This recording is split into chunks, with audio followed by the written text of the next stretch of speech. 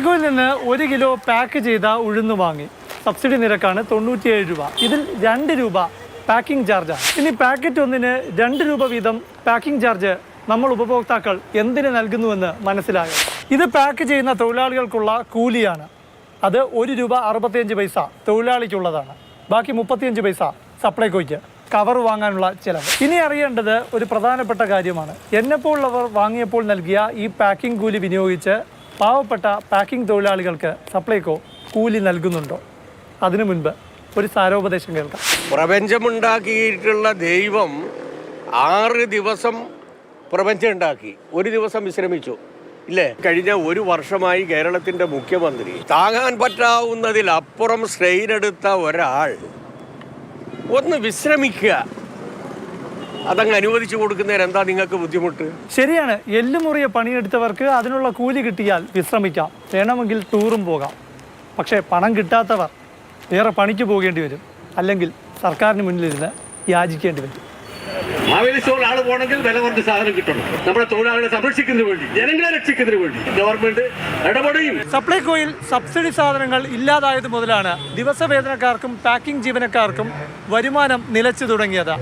അങ്ങനെ വരുമ്പോൾ അവർ എന്ത് ചെയ്യും?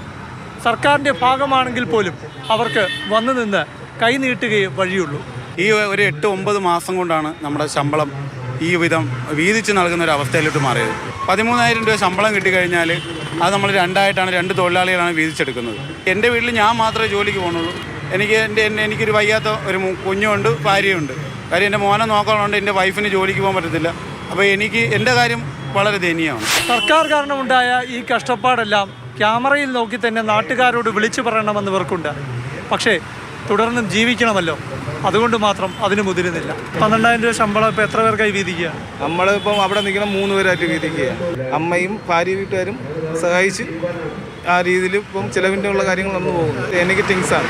ആ കൊച്ചുങ്ങൾ 2 പേരും ഒരേ കണക്കുള്ള എല്ലാം മേടിച്ചു കൊടുക്കുക. വെക്കേഷൻ കാലം എന്ന് പറയുമ്പോൾ എല്ലാവരും യാത്രയൊക്കെ പോകുന്ന കാലമാണ്, ടൂർ കാലമാണ്. അങ്ങനെക്കുറിച്ച് ചിന്തിക്കാൻ പറ്റുമോ? ഇല്ല, ഒരിക്കലും ചിന്തിച്ചിട്ടില്ല. കാരണം വെച്ചാൽ ഇപ്പം എൻ്റെ മക്കൾ എൻ്റെ വീട്ടിൻ്റെ അകത്ത് തന്നെയാണ്, ഞാൻ അങ്ങും കൊണ്ടുപോകാറുണ്ട്. കാരണം വെച്ചാൽ അതിനുള്ള സാമ്പത്തികം ഇല്ല. ഇപ്പോൾ ഇതിങ്ങനെ വാരി തൂക്കി ഒട്ടിച്ച് വരുമ്പോഴത്തേക്ക് 1 രൂപ 65 പൈസയാണ്. നമ്മൾ 3 പേര് 4 പേര് കാണും ഒരു ടീമിൽ. അപ്പോൾ ആ 1 രൂപ 65 പൈസ നമ്മൾ ഇത്രയും പേര് വീതിച്ചാണ് എടുക്കുന്നത്. സപ്ലൈകോ ഔട്ട്ലെറ്റിൽ പോയി ഉഴുന്ന് വാങ്ങി ഒരു പാക്കറ്റ്. എൻ്റെ കയ്യിൽ നിന്ന് 2 രൂപ പാക്കിംഗ് ചാർജ് പിടിച്ചു. പക്ഷെ അത് നിങ്ങൾക്ക് തരുന്നില്ല. അത് തരുന്നില്ല. അത് 1 രൂപ 65 പൈസ വെച്ചാണ് നമുക്ക് അവർ പറഞ്ഞേക്കുന്നത്. 1 രൂപ 65 പൈസ തരുമെന്നാണ് പറയുന്നത്. പക്ഷേ അത് ഇപ്പോൾ ഇല്ല. 5 ലക്ഷം താഴെയുള്ളവർക്ക് ശമ്പളം ഇല്ല. പക്ഷേ അവർ ജോലി ചെയ്യും. ഔട്ട്ലെറ്റിന് 5 ലക്ഷത്തിൽ കുറവാണ് വിറ്റ് വരുമെങ്കിൽ ഇല്ല. ഇല്ല. മാസം എത്രയൊക്കെ വരുമാനം ഉണ്ടാകും? ഇതിന് മുമ്പാണെങ്കിൽ അവിടെ സെയിലും ഉണ്ട്, 10 അടുപ്പിച്ച് വാങ്ങിക്കാറുണ്ട്. അവസാനം കിട്ടിയത് ഒരു 500 അങ്ങനെയൊക്കെയാണ് കിട്ടാറുണ്ട്. സർക്കാരിനെയും ജനങ്ങളെയും സേവിക്കുന്നവരാണ്. ഇവർക്ക് ടൂറൊന്നും പോകണ്ട, മാന്യമായി ജീവിക്കണം. അതിനുള്ള വഴിയെങ്കിലും ഒരുക്കി കൊടുക്കണം.